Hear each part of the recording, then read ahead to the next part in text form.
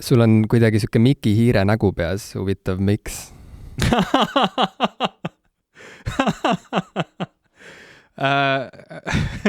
Tead, ma hakkasin nagu päriselt mõtlema, kas mul on soeng kuidagi paigast ära või mis seda kirjeldust nagu oleks sinus esile kutsunud, aga siis ma sain aru, et sa lihtsalt viitad sellele, et ma sain ka Disney Plussi siin kaugel Belgia kuningriigis eemal Ühendkuningriigist ja USA-st. Või oli see, mis sa mõtlesid, või on midagi minu välimuses? See oli täpselt see, mida ma mõtlesin. Sul oli siuke nägu peas, nagu vaata, räägitakse, et koeraomanikud näiteks lähevad oma lemmikloomaga ühte nägu või vastupidi, et lemmikloom läheb nende nägu, kui nad on piisavalt kaua koos olnud. Ja tegelikult räägitakse ka selliste abielupaaride kohta seda, et nad aja möödudes muutuvad sarnaseks. Et siis sul oli siuke nägu peas, nagu sa oleksid väga palju vaadanud Disney toodangut viimasel ajal. Jaa, kas nüüd just väga palju, aga ma pean tunnistama, et sellised esmased nii-öelda juba pikka aega oodanud asjad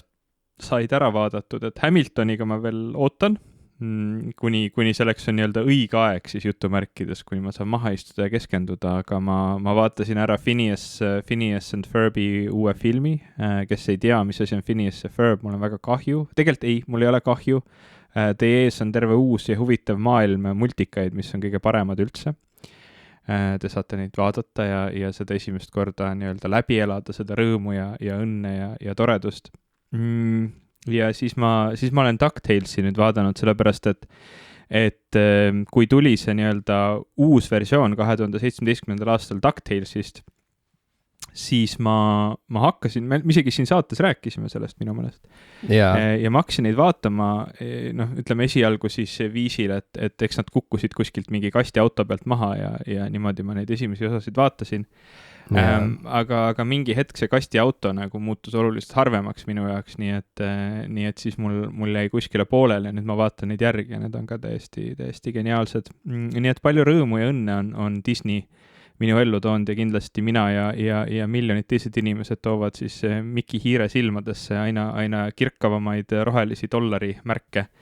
Et selle suure korporatsiooni meediamaastiku vallutus saaks üks päev olema lõplik ja siis me elamegi sellises düstoopilises, autoritaarses Disney meelelahutusmaailmas. Kas, kõlab nagu väga meeldiv väljavaade, kas kõik see raha, mis Disney kokku kraabib, läheb lõpuks onu Roberti sinna kuldmüntide angaari? Ma ei tea, ma arvan, või vähemalt ma loodan, et hästi palju sellest rahast läheb Star Warsi, et teha nagu uusi ja häid Star Warsi asju. Kusjuures kaks asja. Ma kohtusin ühe laheda Eesti neiuga, kes töötab Star Warsis põhimõtteliselt. See on esimene asi ja ma pikemalt ei räägi. Ta reaalselt nagu teeb Star Warsi koos nagu sadade teiste inimestega, aga nagu ülilahe, et siuke uus juhuslik tutvus. No lihtsalt, et kõigile kuulajatele teadmiseks, et kui te edaspidi näete Star Warsi näiteks, ma ei tea, ütleme seriaali kujul, et siis üks Eesti neid on ka sinna oma talendi sisse valanud. Ja kas sa tahad meid tutvustada? Võib-olla, ma ei tea, see oleks, kui ta viitsiks kunagi meile saatesse tulla, see oleks väga lahe ju. Rääkida nagu, et mis tunne on teha Star Warsi, nagu see tundub nagu nii. Kuidas on töötada Star Warsis? Mulle lihtsalt tundub nagu, et kui sa oled, ja ta on meie vanuna, ehk siis 30-ndates, et selles vanuses olles nagu Eestist pärit inimene, et kas eales üles kasvades oleks saanud üldse tekkida seda mõtet, et tahaks ka kunagi nagu osaleda Star Warsi tegemises, see tundub nagu nii jabur.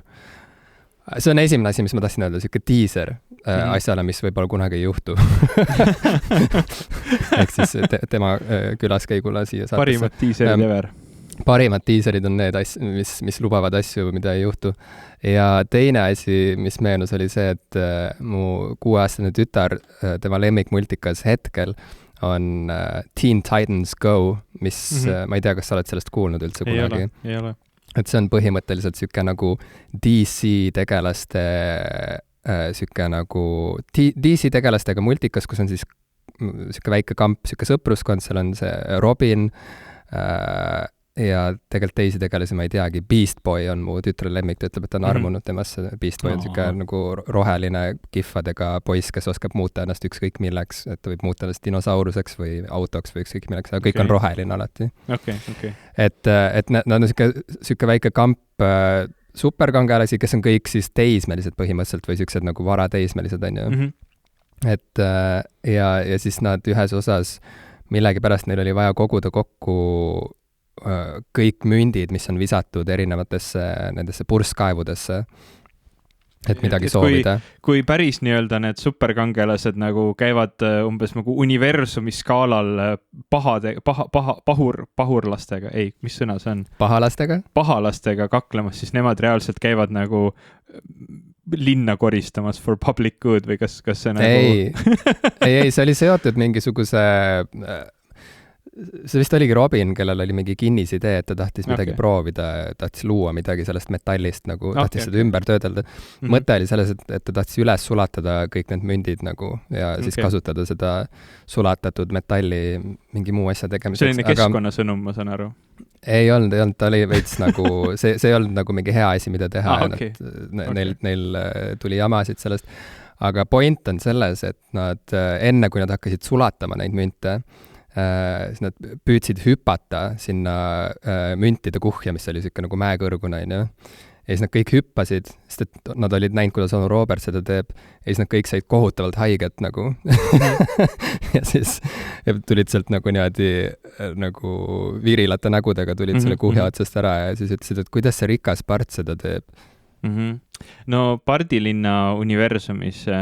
on see ka teema, et tegelikult keegi teine ei saa sinna hüpata. Ainuke põhjus, miks Onu Robert suudab seda teha, on see, et ta on lihtsalt nii osav õppinud selgeks selle, et minu meelest isegi on,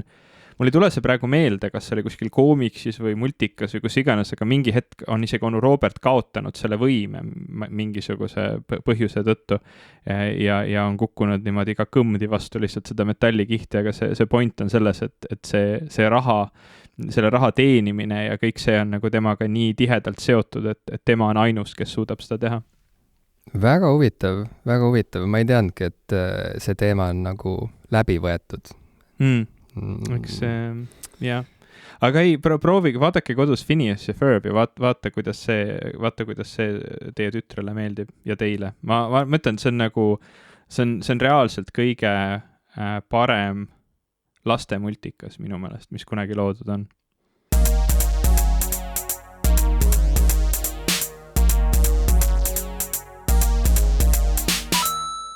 Tere, minu nimi on Ivo Krustok. Tere, mina olen Jim Ashilevi. Ja te kuulete saadet Popkulturistid pluss, mille eest te maksate oma fake Belgia või Ühendkuningriigi või Hollandi pangakaartidega, kasutades ilmselt ka VPN-i mõnikord, kui internetiühendus muutub turtsakaks või mingid piiranguid tõmmatakse koomale. Ei, kui tõmmatakse piiranguid koomale, siis see kõlab just nagu, et neid vähendatakse, on ju. Aga ma mõtlen, et piirang kui püksirihm, mida tõmmatakse koomale, ehk siis, et see nagu pigistab. Piiranguid tõmmatakse karmimaks. Näiteks, jah. Ma ei tea, kellest sa siin räägid, aga vähemasti mina olen ikkagi täie õiguslikult, täielikult seaduslikult seda siin Belgias vaatamas, kuigi see sinna nii-öelda konto tegemine, no ma ütlen ausalt, ma nagu ei saa aru nendest nii-öelda valikutest, mida ettevõtted teevad, et oma nagu sisu piirata, sest hoolimata sellest, et ma elan Belgias, asun Belgias päriselt, minu internetiühendus on Belgias ja tegelikult isegi mul on Belgia pangas konto ja pangakaart ja kõik muud sellised asjad, siis selle teenuse nii-öelda legaalseks kättesaamiseks, noh, see oli ikkagi nagu täiesti ju. Isegi reaalselt täna ma ei saa oma telefoni laadida alla Disney Plussi rakendust või isegi oma telekasse laadida alla Disney Plussi rakendust, hoolimata selleks, et mõlemale seadmele on see rakendus olemas. Sellepärast, et need seadmed on ostetud Eestis ja seetõttu nendel on märgitud see kuskil regiooniks, et need on nagu Eesti seaded. Ja ma ei saa seda nagu muuta. See peaks olema seotud su selle, mis iganes, Apple'i kontoga või iTunesi või ühesõnaga, et sa saad seda muuta tegelikult. Sest et mul oli see sama probleem. See ei ole nagu, ma uurisin seda, aga ausalt öeldes on palju asju nagu selle puhul, et ma ei taha neid muudatusi teha, sest nagu paljuski ma elan ikkagi nii Eestis kui Belgias korraga ja iga kord, kui ma mingi teatud muudatuse teen, siis ma kaotan seda. Mu telekal see regiooni vahetamine on isegi veel keerulisem, seal ma peaksin täitsa mingi factory reset'i tegema ja hakkama seal nagu seadistama seda kuidagi paika ja ma tõesti viitsi seda teha, aga telefonil jah, ma saaks nagu Apple ID ära muuta, ma saaksin võib-olla teha mulle mitu Apple ID-d, et neid siis vahetada vastavalt sellele, mis regioonis ma seda teha tahan, aga see kõik tundub minu jaoks nagu absurdne,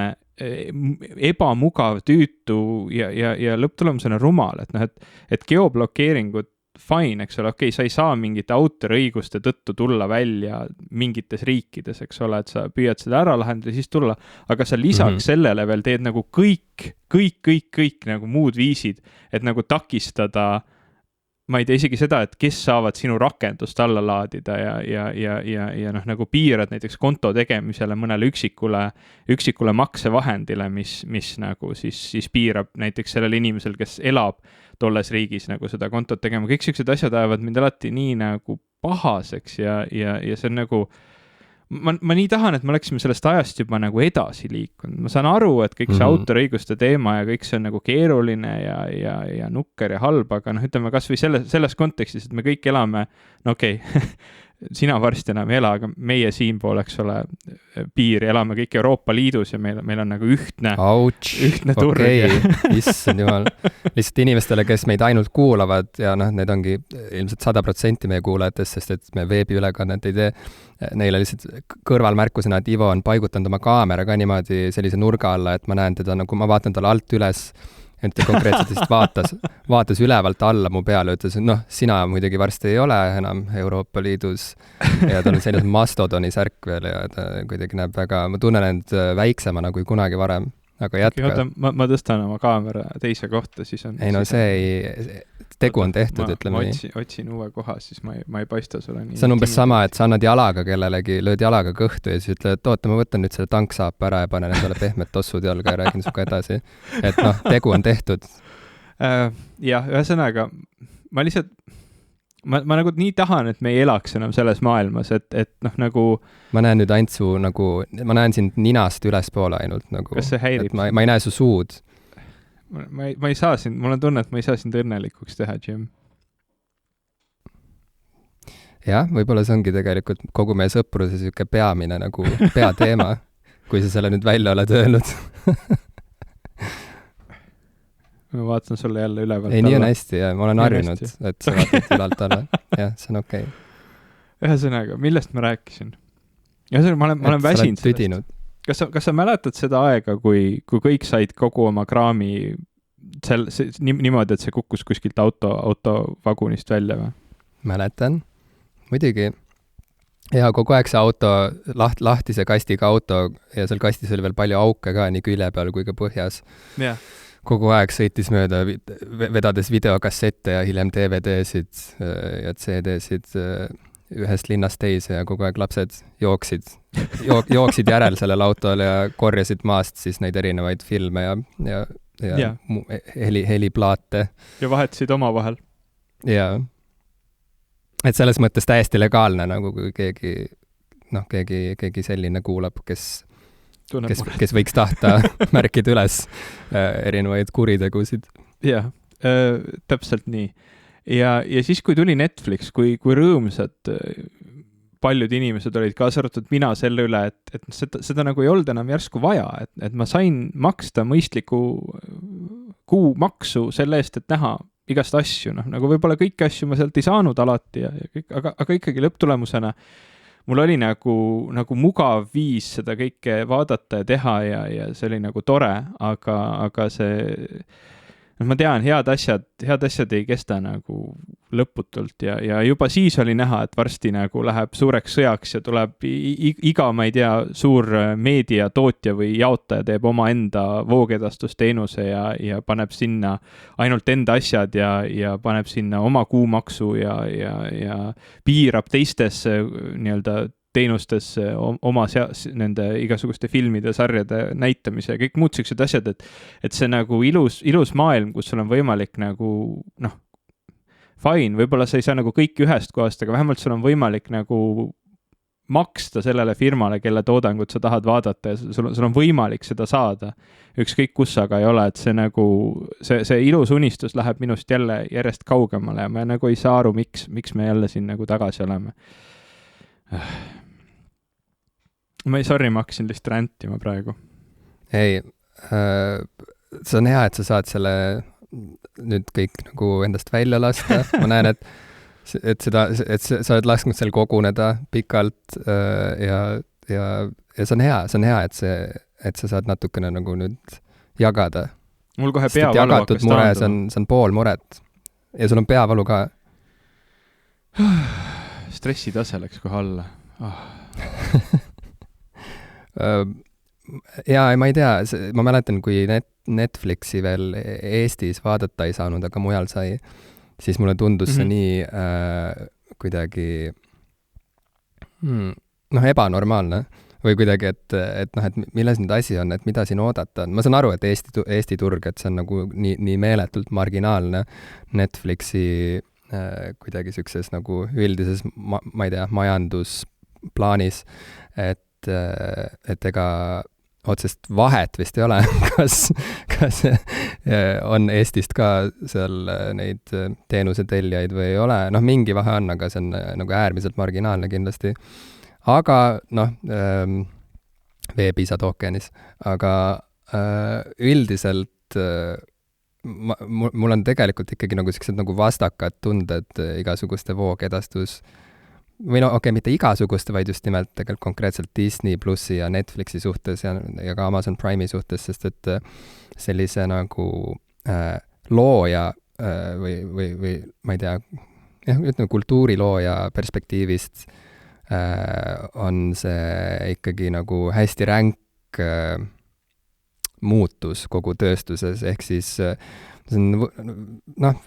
siin saab tõmmata hästi nagu lihtsaid paralleele ka muusikatööstuses toimunuga, kus väga selgelt ikkagi tegelikult nagu see mugavus, mida pakub meile näiteks Spotify, tuleb sellise nagu ma ei tea, paljude jaoks peidetud hinnaga, milleks on see, et muusikutel on nagu raskem kui kunagi varem ikkagi oma tööst ära elada. Ja me oleme sellest rääkinud ka varem, nii et siia ei pea nagu sukelduma enam, aga see on nagu siuke nagu üks paljudest sellistest nagu ajastu märkidest ikkagi, et see, millise lihtsusega või ütleme, ma üritan leida sellist nagu head sõnastust, et mida lihtsamaks ja kuidagi kättesaadavamaks muutub digitaalne meelelahutus, seda raskemaks ja peaaegu võimatumaks muutub tegelikult nagu sisuloojatel, ütleme uutel sisuloojatel nagu areenile üldse tulla või kuidagi tulla sinna nii, et nad saaksid oma tööd teha täiskohaga, mitte hobi korras. Et see on siuke kahe teraga mõõk. See tekitab minust tegelikult päris mitu küsimust, sellepärast, et ma olen seda kuulnud väga palju erinevatelt sisuloojatelt ja mul ei ole mitte mingit põhjust kahelda selles, et see nagu narratiiv on tõsi või ka nagu reaalne mure. Aga samamoodi ju liigub ringi narratiiv, et nagu on toimunud suur sisuloomise demokratiseerimine. Ehk siis nagu neid platvorme ja võimalusi on oluliselt rohkem ja nad on palju rohkematele ligipääsetavad. Ja kui me üldse räägime nagu filmidest ja sarjadest ja muusikast ja väga paljust tegelikult loometööst, siis need on tegelikult sellised nii-öelda superstaari majandused või need on nagu sellised nii-öelda valdkonnad, kus ajalooliselt vähemasti on alati olnud nii-öelda väga-väga väike protsent nii-öelda selles valdkonnas tegijaid, kes saavad väga-väga suure osa sellest sissetulekust või väga-väga suure osa sellest edust. Väga rikkad väga kuulsad näitlejad, väga kuulsad muusikud, väga kuulsad režissöörid nii-öelda, kes saavad nagu kõik võimalused ja kõik raha. Ja siis on nii-öelda nagu sellised ütleme, nende sekka või isegi nagu sellise kesk nagu klassi sekka pääseda on väga keeruline, sellepärast, et justkui sinu võimalus ongi nagu püüda, ütleme, bändi seisukohast nagu see lähenemine, et püüda selleni, et keegi nagu märkab, kui andekas sa oled, ja siis sa saad oma plaadilepingu ja siis sa nagu alles jõuad kuhugi või võib-olla jõuad kuhugi, sest sellesse me ei jõua praegu ilmselt nagu väga, väga süübida ja ma ei tunne, et ma olen selles nagu kohutavalt pädev ka, aga ütleme sellel nii-öelda plaadifirmade majanduse sellisel kõrgajal see, kuidas nagu põhimõtteliselt ikkagi täielikult peteti artiste ja nagu inimesi on ikka kohutav, et kui palju nagu tehti liiga inimestele kogu selle plaadifirmade mudeliga. Aga ütleme veel eriti nagu filmi ja muus osas, et see nagu teekond selleni, et kuidas sa üldsegi võiksid sinnamaani jõuda, et sina oled nagu edukas sisulooja näiteks filminduses või sarjanduses, et see nõudis nagu, seal oli nii vähe uksi, mida mööda minna ja nii palju soovijaid, et nagu kas tänane olukord selles osas, et neid uksi on palju rohkem, ühest küljest, eks ole, jah, nagu vähendab selle nii-öelda stabiliseerunud, selle nii-öelda paika loksunud, varem kujunenud selle nagu majandusharu jätkusuutlikkust, aga teisalt ta nagu loob sinna kõrvale uute võimalustega midagi palju paremat ja midagi palju nagu suurema potentsiaaliga, ehk siis see allakäik sisuloojate jaoks on ajutine ja ka need, kes suudavad nagu juba selle uuega harjuda ja selle nii-öelda mudeliga kooskõlamine, et kas see olukord pole neile tegelikult juba hoopis nagu parem. Et kas need kaks asja ei tasakaalusta üksteist ära, aga ma saan ka väga hästi aru, et siin hästi suureks probleemiks on see, et me ei räägi tegelikult demokratiseerimisest, kui Disney ostab enda kätte kõik asjad. Täpselt, et siin on nagu mitu asja korraga käimas ja osad ühte korvi lähevad nagu, tuleb uusi häid mune ja siis teise korvi tuleb uusi halbu mune ka juurde, et see ei ole nagu ühesuunaliselt või ühemõtteliselt hea ega ka ühemõtteliselt nagu halb areng ja mis puudutab demokratiseerimist või seda, et inimestele on nagu tehnoloogilised vahendid ja ka siuksed nagu levitamistehnoloogiad nagu lihtsamini ligipääsetavad ja kättesaadavad kui kunagi varem, et see kõik on ju väga hea. Ma võin kas või omast käest nagu tuua näite, kuidas kunagi, kui ma püüdsin saada räppariks, siis ma olin ühe püüdlikuma ja andekama räppari, siuke taustaräppar mõnda aega. Sa olid osa tema bossist või crew'st, ma ei tea, mis see sõna on. Mingil määral, ütleme nii. Ja siis ma mäletan, kuidas ta reaalselt nagu, käisime veel nagu keskkoolis ja siis see tüüp reaalselt käis nagu pärast kooli tööl umbes, ma ei tea, mida ta tegi, pesi nõusid mingites restoranides või midagi, et koguda raha, et saada siis kokku, ma ei tea, 3000 krooni, et ta saaks siis, ma ei tea, paar kuud hiljem lõpuks minna stuudiosse, et salvestada ühe oma loo demo nagu professionaalses stuudios. Et ta siis selle demo abil saaks võib-olla nagu mingeid paremaid võimalusi või saaks ennast kuidagi esitleda sellisel nagu soliidsemal moel. Et see kõik on täiesti nagu, nüüd tänasel päeval see oleks nagu jabur asi, mida teha, sest seda ei ole vaja teha, et igaüks saab endale põhimõtteliselt sa võid oma nagu telefoniga nagu ka, kui sa oled väga osav, et sa võid põhimõtteliselt nagu kasutada oma telefoni lihtsalt selleks, et teha seda, mida varem oli vaja teha seal stuudios. Okei, see on nagu siuke liialdatud näide, aga nagu samas ka nagu mitte ekstreemselt liialdatud. kokkuvõte on see, et sa ei pea nagu pesema nõusid, et koguda nagu mitu kuud raha, et teha oma üks demo valmis, on ju, et sa võid seda nagu kas või nüüd kohe nagu alustada, kui sa soovid, kui sul on telefon. Et see kõik on nagu hästi lahe ja muidugi see siis nagu avas rohkem uksi erinevatele põrandaalustele, põrandapealsetele muusikutele, kes tahtsid lihtsalt nagu katsetada asju ja eksperimenteerida ja teha mida iganes, ilma et nad peaksid kelleltki nagu luba küsima või panema mingeid stuudioaegu endale kinni nagu hästi kalli raha eest. Aga selle kõige juures, nagu sa ütlesid ka, et siis kõik need nagu need mõnusad head leviplatvormid nagu haarati hästi kiirelt ikkagi uute suurkorporatsioonide poolt nagu nad haarasid need nagu enda kontrolli alla ja noh, põhimõtteliselt meil on ikkagi nagu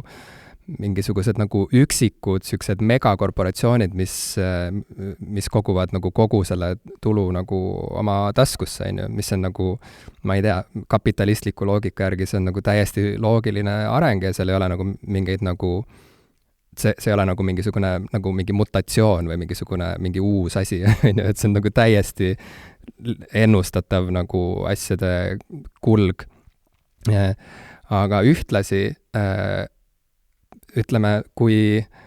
varem mõni bänd oleks nagu mingit sorti siukse nagu menu pealt, kui seda menu arvestada näiteks selle järgi, et kui palju nende lugusid mängitakse, on ju. Et kui nad selle menu pealt oleks juba nagu teeninud mingit sorti raha, et üldse nagu õigustada ja võimaldada endale muusiku elukutset, on ju. Et minna näiteks nagu pikemaks ajaks, ma ei tea, kuskile ma ei tea, maale, et kirjutada täisalbum näiteks ja nii edasi, on ju, et siis nagu tänapäeval selle sama menu pealt sa ei saa mitte midagi teha, sest ongi, et probleem ei ole selles nagu tehnoloogias endas või selles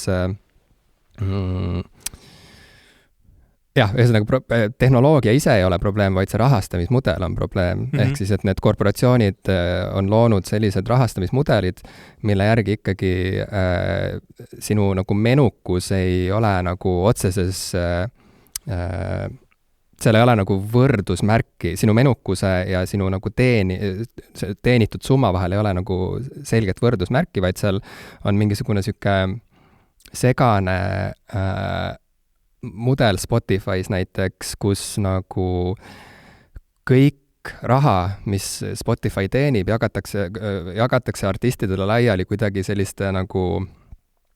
et seal on mingisugune nagu süsteem, et protsentuaalselt läheb nagu teatavatele artistidele rohkem ja teatavatele artistidele vähem, ehk siis, et kui sa oled nagu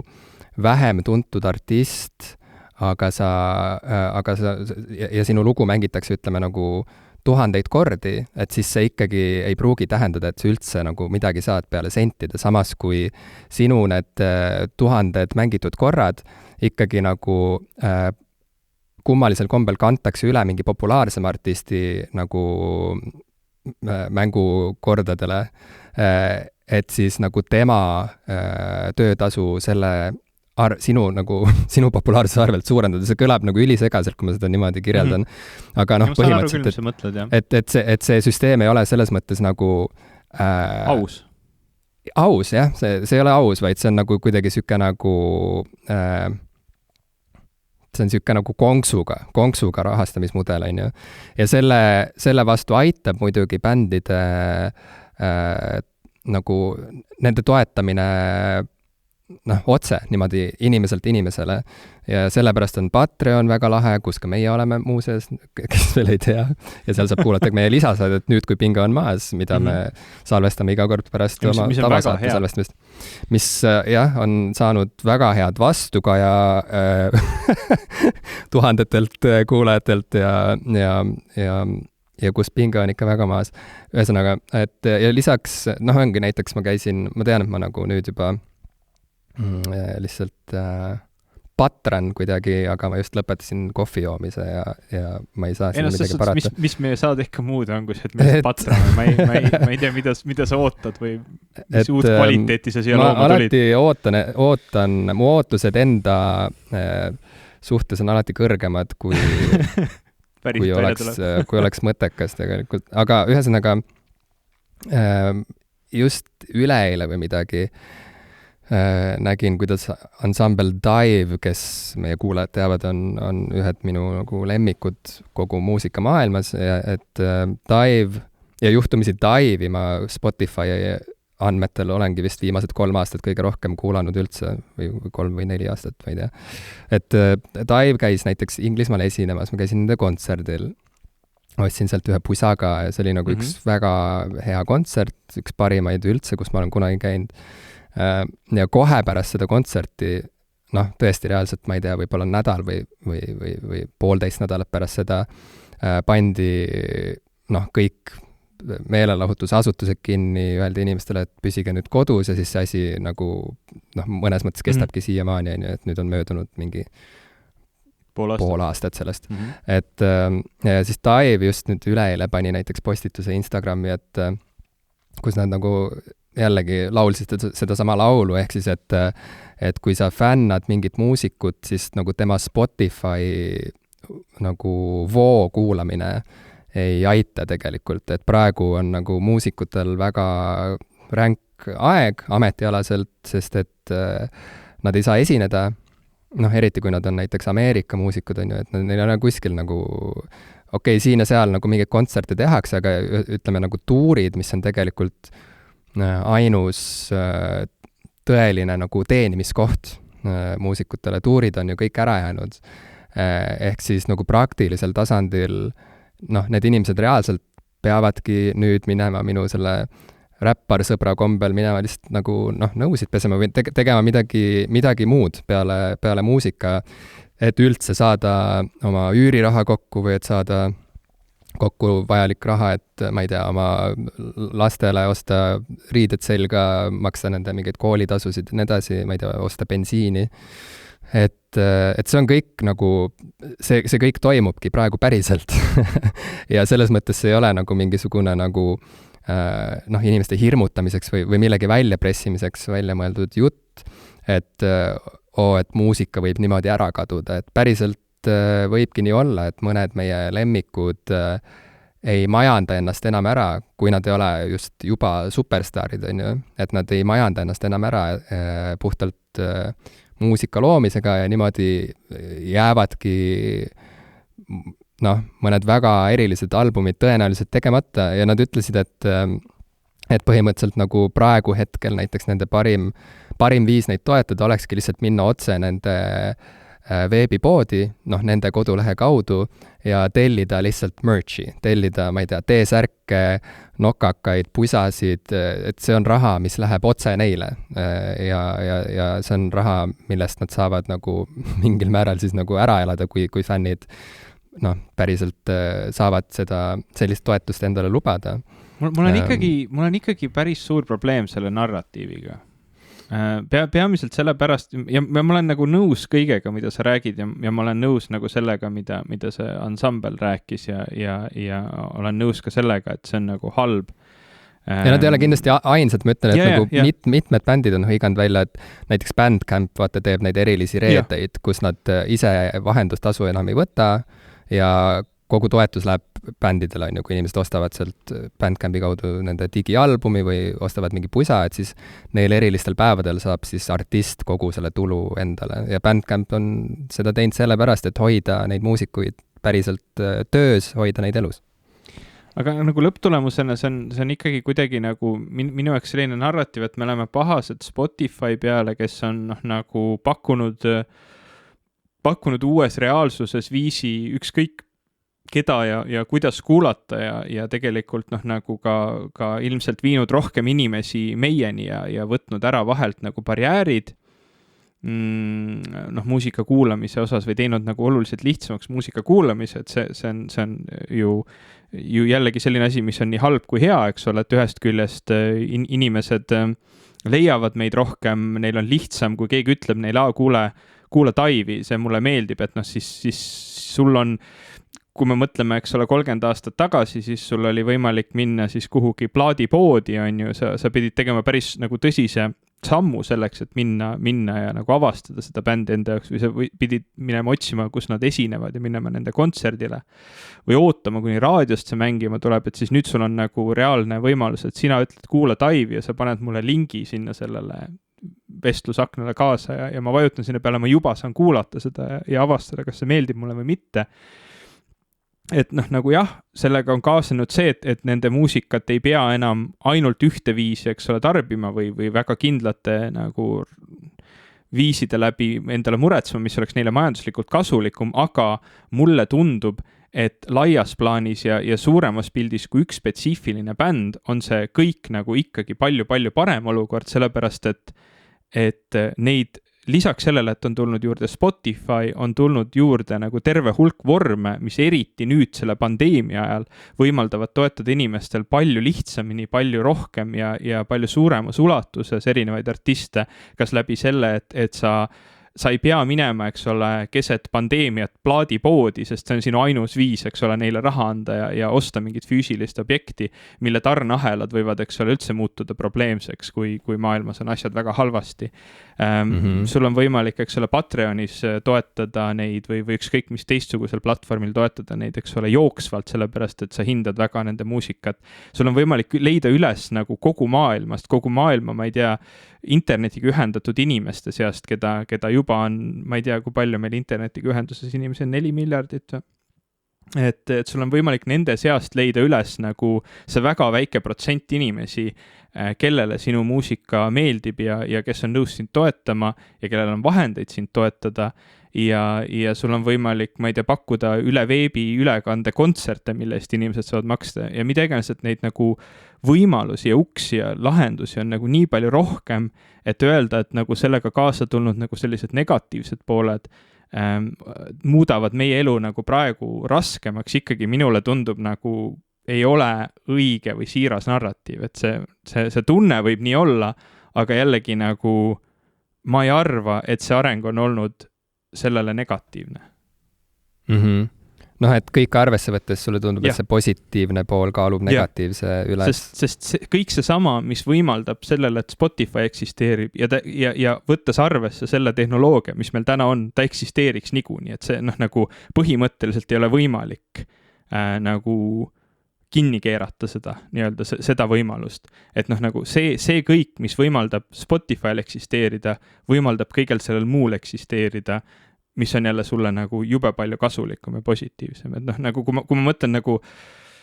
näiteks video ka, et eks ole, meil on siin mõned üksikud suured tegijad ja YouTube on nagu ideaalne näide nagu mingi gigantse kohutava korporatsiooni, eks ole, ju tegelikult asi, millega sulle söödetakse läbi algoritmid igasuguseid nagu asju ette, mis ei pruugi alati olla kõige positiivsemad ja kindlasti mitte nendele sisuloojatele kõige kasulikumad, eks ole, et siin samamoodi, eks ole, kui sa oled ikka suur kuulus tegija, siis sul on oluliselt suuremad eelised kui ükskõik kellel väikesel, kes oma garaažist, eks ole, midagi teeb. Aga lõpptulemusena võimaldab see näiteks eelmine kord ma rääkisin nagu tehnoloogiakanalitest, mis mulle meeldivad, et kui sa oled nagu mingi tüüp kuskil Texases, kes huvitub vanadest arvutitest ja teeb selle kohta videosid, siis sul on võimalik üle maailma leida mingi 1 miljon inimest, keda see teema huvitab. Mitte kunagi varem ei oleks see inimene saanud teha oma, ma ei tea, globaalset telesaadet, see lihtsalt ei oleks võimalik, sest see on liiga kitsas huvi. Aga sul on täna võimalik leida kogu maailmast üles need inimesed, kellele see huvitab ja luua sellest platvorm, luua sellest nii-öelda sissetulek, luua sellest endale mingi väljund, mis tegelikult ka toimib. Et nagu ma ütleks, et kõik see, mis on toonud kaasa selle negatiivse, on toonud kaasa väga palju positiivset ja mul on tunne, et eriti praeguses olukorras see positiivne nagu kaalub üle selle negatiivse oluliselt. Kui sul ei ole enam füüsiliselt võimalik ringi liikuda, kui sul ei ole füüsiliselt võimalik oma fännidega kohtuda, siis see, et sul on nüüd see võimalus seda digis teha, lihtsalt kaalub selle nagu tõsiselt üle, sest sul on võimalus. Muidu sul lihtsalt ei olekski mingit võimalust. Jaa, 100% nõus ja minu vihakõne mõte ei olnud see, et kustutage ära oma Spotify kontod. Lõpetage Spotify kuule. Vaid mu mõte oli see, et inimesed võiksid olla teadlikumad sellest, et mida nad konkreetselt rahastavad või et kuhu nende raha läheb, sest et ma arvan, et endiselt nagu väga paljud Spotify kasutajad ja ka muude voogedastusplatvormide kasutajad ei teadvusta endale, et see, et nad enam ei korja albumeid üles tänavalt, kuhu nad on kukkunud autode kastidest, vaid maksavad nüüd kuumaksu nagu korralikud vastutustundlikud kodanikud, et see veel ei tähenda, et sellest nagu nende lemmikartistide elukvaliteet või ma ei tea, sissetuleku oluliselt muutuks. Et ja sellepärast on oluline kuulata ära oma lemmikartistide, ma ei tea, ettepanekud, soovid ja võimaluse korral toetada neid otse. Just nimelt vaadates nende veebikontserte niimoodi, et päriselt ostad sinna pileti ka, ma ei tea, Fienta kaudu või mis iganes nagu platvormi kaudu. Ma ei tea, tellides nende Bandcampi lehelt just nimelt mingil konkreetsel erilisel reedel on ju kas siis T-särke või siis vinüülplaate, et selles mõttes nagu teha teadlikuid samme selles suunas, et fänni raha läheks vahepeal ikkagi nagu otse artistile, sest et see kokkuvõttes nagu ma ei tea, et see on niisugune nagu igikestev nagu vaidlus, ma ütleks isegi, on ju, kus nagu ma näen, et nagu artistid nagu pidevalt peavad seisma selle eest, et neil üldse oleks nagu õigus midagi teenida, sest et mulle tundub, et nagu endiselt on laiema üldsuse seisukoht see, et looming on lihtsalt miski, mis lihtsalt on, et sõltumata valitsevast poliitilisest režiimist, sõltumata, ma ei tea, muudest valitsevatest ideoloogiatest, et looming on alati olnud ja alati jääb, et mis selles nagu, come on, nagu, et mis sa tahad öelda siis, et nagu muusikud on nii ohus, et ma ei tea, 10 aasta pärast keegi enam ei tee muusikat või? Muidugi teeb keegi kuskil muusikat, on ju. Et see on nagu jabur väide, et muusika on välja suremas või et ma ei tea, et häid filme enam ei tee keegi, sest et nüüd on kõik lihtsalt nagu televisioon või mis iganes, on ju. Et küll keegi ikka teeb, aga kui artistid nagu ei väljendaks oma vajadusi ja ei pöörduks fännide poole otse nende sõnumitega, siis me oleksimegi täielikus nagu teadmatuses ja siis olukord olekski see, et nagu ainsad institutsioonid, kes teeksid suuri otsuseid, olekski need megakorporatsioonid, kes kõike omavad. Ja ma ei tea, seda võrdlust on nagu toodud 1 miljon korda kindlasti, aga ongi, et kujuta ette, et sa, on ju, et see töö, mida sina teed, kui see juhtumisi ei ole töö mingis kultuuritööstus institutsioonis, kujuta ette, et see töö, mida sa teed, et sinu nagu palk igakuiselt sõltub lihtsalt sellest, kuidas sinu korporatsiooni omanik nagu otsustab protsentuaalselt laiali jagada seda tulu, mis siis nagu kuu jooksul kokku kraabiti ja vahel see on 12 eurot ja vahel see on võib-olla 120 eurot, on ju, et ja kui sa nagu kerkid nagu lõpuks kuskile oma valdkonna hierarhia tippu, et siis sa hakkad teenima niisugust kuumaksu, mille eest saab võib-olla isegi nagu, ma ei tea, omada mingit kodu kuskil või autot, et kunstnikud on alati töötanud ilma turvavõrguta, see kuidagi käib nagu olemuslikult selle töö juurde, et kunstnik peabki olema mõnes mõttes selline nagu süsteemiväline vaatleja, tal peab olema niisugune positsioon, kus ta ei ole niivõrd insider, ühesõnaga, et kunstniku roll on olla vaatleja, kommentaator ja nagu peegel, on ju, et ja tal peab olema niisugune positsioon, et tal oleks päriselt võimalik olla süsteemiväline. Sellist vaatlust teha, jah, et jällegi niisugune klassikaline klišee näide on see õukonna narr, on ju, kes põhimõtteliselt on nagu, on õukonna väline või tal ei ole nagu staatust, on ju, aga teisalt, kuna tal ei ole staatust, siis tal on luba aga samas see staatus on niisugune eriline, et ta on niisugune erand, et siis tal on luba, on ju, visata nalja ja kritiseerida õukonda ilma, et teda ootaks ülespoomine, on ju, sellise nagu rikkumise pärast, sest et see ongi see tema eriline positsioon, ta on outsider, kellele on antud luba käituda nagu insider vahel, aga samas ka siis hüpata välja, et see ongi kogu nagu kunstniku positsioon kuidagi niimoodi in a nutshell mõnes mõttes, on ju. Ja ma olen sinuga nõus, et nagu selles ei ole see ei ole mingi eriline nagu auasi nagu olla dinosaurus, on ju, et kuidagi nüüd öelda, et ma ei ole nõus sellega, et ajad muutuvad, ma ei ole nõus sellega, et tehnoloogia areneb, ma ei ole nõus sellega, et pandeemia tuli, on ju, et jah, keegi ei ole nõus, keegi nagu ei tellinud seda, on ju, aga ja muidugi nagu see on super, et saab olla leidlik ja leida nagu muid lahendusi, kuidas oma tegevust, kuidas ära elada põhimõtteliselt ja ikkagi nagu teha edasi seda, mida sa kõige paremini oskad teha. Et ma arvan ka, et lootuskiir siiski paistab seal tunneli lõpus ja leidlikumad artistid ongi leidnud viise, kuidas ikkagi kuidagi välja ujuda nagu sellest mülkast. Noh, kas just välja ujuda, aga nad on leidnud viise, kuidas pinnal püsida, on ju, ja liikuda kuskile kalda poole. Aga jah, jälle, et lihtsalt on hea olla teadlik, ühesõnaga, on hea olla teadlik ja mitte passiivselt rahastada oma lemmikuid viisil, mis tegelikult neid ei aita. Sellele ma võin 100% alla kirjutada ja ma olen täiesti nõus, et kui see on nagu üleüldine selline kapitalismi nagu ju toimimismudel, et sa kui leidub asju, mis sulle väga meeldivad, siis toeta neid ja ära toeta neid asju, mis sulle tegelikult ei meeldi, et siis sa oled aus ja süsteem nii-öelda justkui töötab see kas nüüd laskuda, eks ole, sellesse, milleks kapitalism on hea ja milleks mitte, et selleks ma ilmselt ei ole pädev ja ma arvan, et lõpptulemusena keegi ei viitsi nagu seda möla kuulata ka, aga siin on nagu erinevad aspektid, mis muudavad selle vestluse nagu kohutavalt keeruliseks ja meil on nagu erinevaid ühiskondlikke kokkuleppeid, kas või see, et tõesti nagu enamus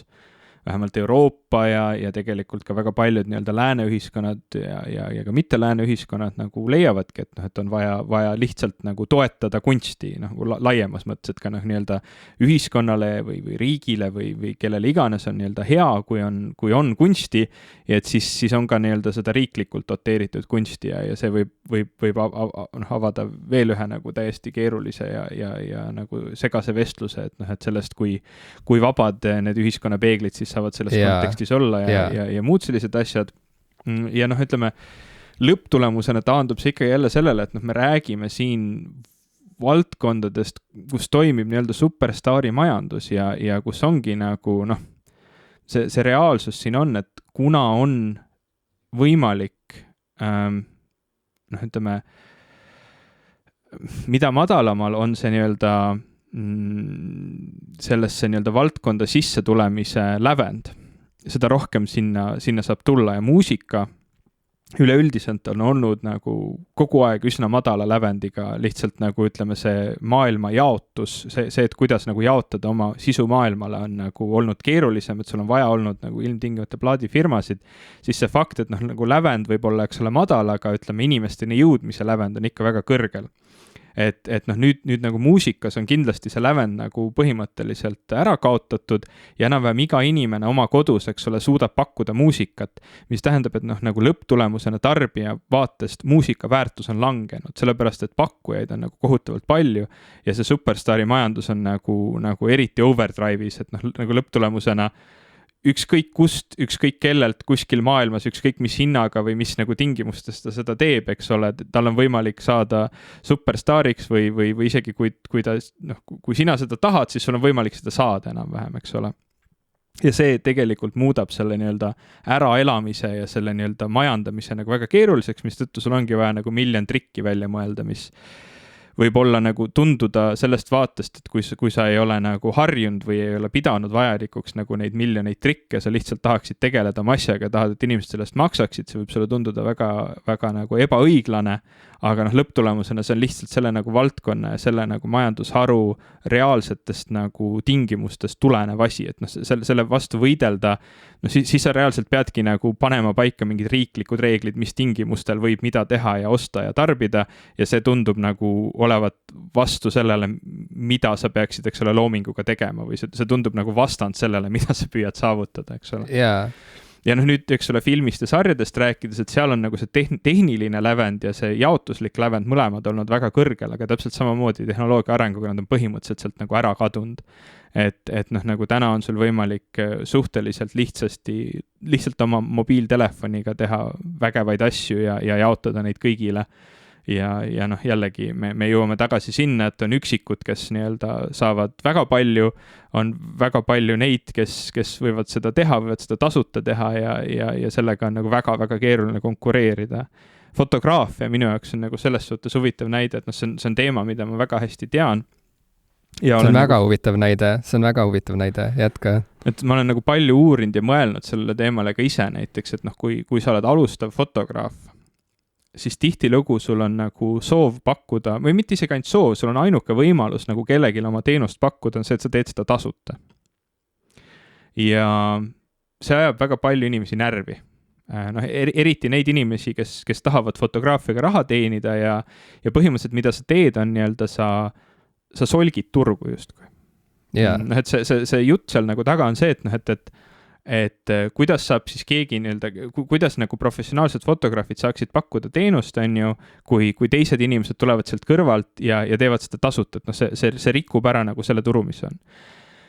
Nüüd ütleme algaja fotograafi vaatest, sinul ei olegi muud võimalust turule saada, keegi ei maksa sinu teenuse eest, kui sa ei paku noh, nagu midagi, milles sina oled nagu väga tuntud, noh ka fotograafias see superstari majandus või ütleme see nii-öelda üksikute tegijate majandus on nagu väga selgelt välja joonistuv, et noh, et lõpptulemusena kui sina, eks ole, Jim, tahad omale pulmafotograafi, siis sa ilmselt valid seda nende seast, kes on teada pulmafotograafid, eks ole. See nagu, sa satud mingit Instagrami kontod otsa sellepärast, et neid jälgitakse väga palju või noh, need inimesed on juba teinud 200 pulma, nad on seetõttu noh, üsna nii-öelda tugeva avaliku silma all ja seetõttu on neid nagu päris kerge leida. Aga sa ei võta mingit nagu Ivo kuskilt, ma ei tea, Keilast, sellepärast, et noh, sa ei teagi, kes Ivo Keilast on, eks ole, et sa pole kunagi tema piltide otsa sattunud ja pealegi noh, nagu kui sul on jube tähtis sündmus, siis sa, eks ole, lõpuks peadki palkama kellegi, kelle puhul sul on nagu, sa tead, et on nagu palju asju juba teinud ja sul on kindlus. Aga kuidas sina algajana saad sinna faasi, kus sa oled juba palju asju teinud ja teistel, noh, oled teistele silma jäänud ja on mingi kindlus sellega, et kui sa võtad selle töö, sa saad sellega hakkama. Sa saad seda ainult et sa pakud seda nagu turule, sa pakud oma teenust turule selle väärtusega, mis see teenused väärtus on. Ja sinu puhul on see 0. Lihtsalt see mitte midagi muud moodi ei ole võimalik sul nagu välja pakkuda. Sa võid, ma ei tea, näiteks kui võtta siia kõrvale, eks ole, näitleja, kuidas näitleja saab, eks ole, tulla turule, kui keegi teda ei tea, noh, ta võib käia koolis, õppida, eks ole, näitlemist, saab sealt mingisuguse nii-öelda akrediteeringu, saab mingi paberi, eks ole, ja juba selle läbi nii-öelda seal näideldes ja selle kogemuse käies siis nii-öelda kooli ajal, töötades režissööridega, töötades teatritega, ta hakkab saavutama mingisugust nii-öelda noh, väärtust näitlejana. Ja noh, ütleme paljude ametitega nii, et noh, et nagu sa hakkad kuskilt otsast pihta väikselt tegema ja noh, jõuad mingi väärtuseni, noh, kas või hariduse saavutame mingis valdkonnas, eks ole, annab selle väärtuse. Nüüd fotograafiga, noh, ma ei tea, ma arvan, et kui sa teed, eks ole, selle fotograafia paberi ära, no siis sul on nagu juba tugevam väärtus, sa oled seda koolis õppinud, aga noh, mis sulle tegelikult selle väärtuse annab, on see, et sa läksid seda kooli õppima, järelikult sa pead seda tegema ja ilmselt sa selle kooli ajal teed seda ka päris mitmel korral tasuta. Ja no, lõpuks ikkagi, noh, nagu sa alustad ikkagi 0 väärtusest. Sinu teenus turul on ju noh, nagu 0 ja samamoodi nagu algajal muusikal ja algajal filmitegijal tihtilugu see väärtus esialgu ongi 0, tal ei ole mingit väärtust, ta peab selle kuidagi välja teenima ja seda on nagu üliraske ja ütleme peaaegu võimatu teha selles nii-öelda superstari majanduses. Ma ütleks, et täna jällegi ikkagi me jõuame sinna, et kuigi need kõik lävendid on madalamal ja see nii-öelda on kõik palju ebaõiglasem, eriti nendele, kes on turul juba olemas ja kes on oma väärtuse juba loonud, et see on nendele kindlasti halvem, aga laias laastus kõik see, mis on toimunud, on ikkagi nagu palju parem, ütleme, kõigile ja eriti algajatele ja ütleme, võib-olla see siis loob mingi uue tulemuse ja uue stabiilsuse, mis on lõpptulemusena kõigile avatum ja parem kunagi kaugemas tulevikus, aga jällegi isegi seda rääkides ma tegelikult tajun siin ja saan aru, et lõpptulemusena on Disney'd ja on eks ole, Google'id ja on Amazonid ja kõik teised, kes nii-öelda vaatavad seda ja otsivad sealt viise, kuidas see pigem endale kasulikuks teha ja ikkagi nii-öelda luua ette need uksed ja need väravad, mis on nendele pigem kasulikud kui ütleme, laiale üldsusele ja ühiskonnale.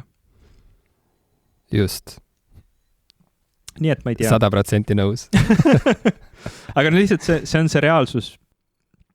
mis nagu on, et lõpptulemusena ma ikkagi arvan, et kui sa oled leidlik ja osav ja saad aru, kuidas need asjad toimivad, siis sul on võimalik täna nagu olla edukam ja nagu jõuda kaugemale. Mulle on väga meeldinud, ma olen vahel kuulanud selle Patreoni asutaja Jack Conte neid kõnesid. Et sellest, kuidas ta räägib, et kas või see, et miks ta Patreoni tegi ja kuidas ta sinna jõudis ja üldse, kuidas nad selle Pomplamuusiga nagu kuulsaks said, et tal on üks väga hea kõne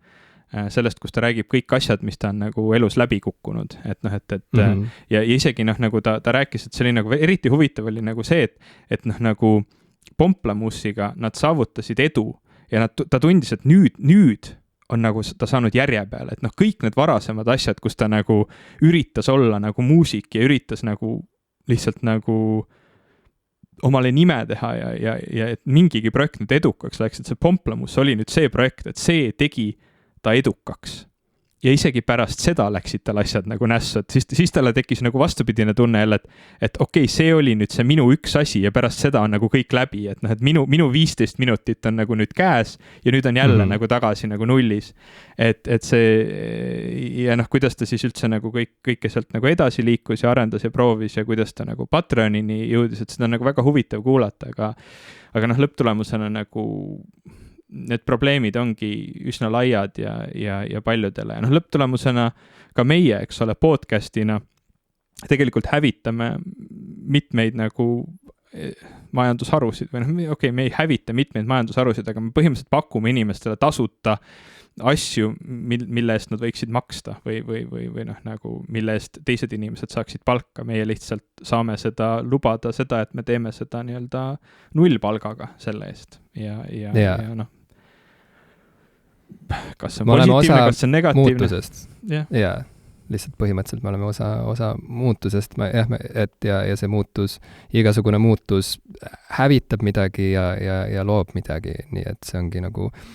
kokkuvõttes, ma arvan, jällegi ma jõuan tagasi selle nagu teadlikkuse juurde, et on hea olla teadlik, parem on olla teadlik, kui kuidagi teadmatuses teha otsuseid, mis võib-olla ei vasta tegelikult su väärtushinnangutele ja soovidele, et mitte rohkem moraliseerida, siis lihtsalt ma omalt poolt prooviks üles leida selle artikli, mis seletab nagu pikemalt ja selgemalt lahti Spotify rahastamismudeli. See vist oli Wired'is. Püüan selle üles leida ja panna saatemärkmetesse. Ja sa võiksid panna saatemärkmetesse siis selle Jack Conte Patreoni asutaja kõne. Jaa, see oli väga huvitav on kõne. Palju läbi kukkunud. Ja. Aga eks ta on lõpptulemusena sina kui tarbija, ma arvan, et kui sa oled see tarbija, keda nagu näiteks ütleme muusika nii väga ei puudutagi ja sina olid näiteks see tarbija, kes nii-öelda enne muiste lihtsalt kuulas muusikat raadiost ja nii ehk naa ei osalenud selles majanduses väga muud moodi, siis kuula muusikat YouTube'ist ja Spotify'st või kust iganes sa seda kuulad või raadiost edasi, et nagu see on täiesti okei minu meelest, nagu lõpptulemusena see on legaalne ja see on ühiskondlik kokkulepe, et täna asjad nii toimuvad, see on fine. Aga selle kõige juures, jah, lõpeta. Aga kui sa, nagu sa ütlesid, tõesti naudid mingeid bände, sa tahad, et nad oleksid edukad ja areneksid edasi, siis leia viise neid toetada ja neid viise täna on õnneks üsna palju. Ja selle kõige juures tahtsin lisada omalt poolt veel, et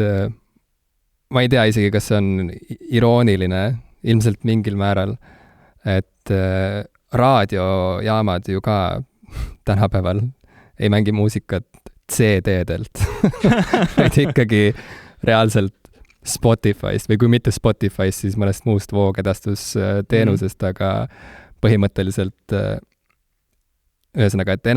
ei ole mõtet enam hellitada ka seda illusiooni, et raadio kuulamine on kuidagi teistmoodi, teistsugune tarbimisviis. Ei, su DJ-d valivad asju Spotify'st ja noh, olles nagu vestelnud sel teemal mõningate raadioinimestega, ma tean, et reaalsus ongi see, et raadiojaamadel isegi ei pruugi olla enam raha, et osta CD-sid, sest et see ei tundu enam nagu omanikele või osanikele nagu mõistlik väljaminek, sest et milleks nagu kulutada nii suurt osa oma eelarvest mingite nagu plastketaste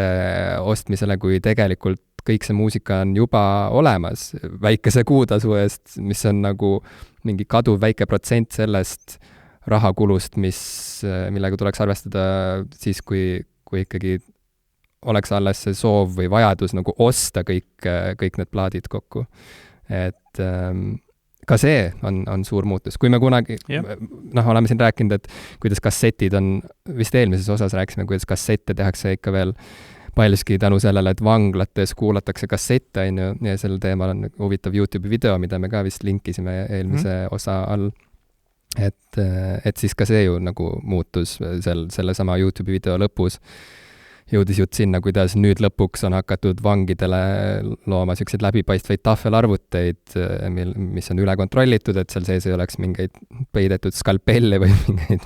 võtmekesi, millega avada vangikongi ust või käeraudu. Et samamoodi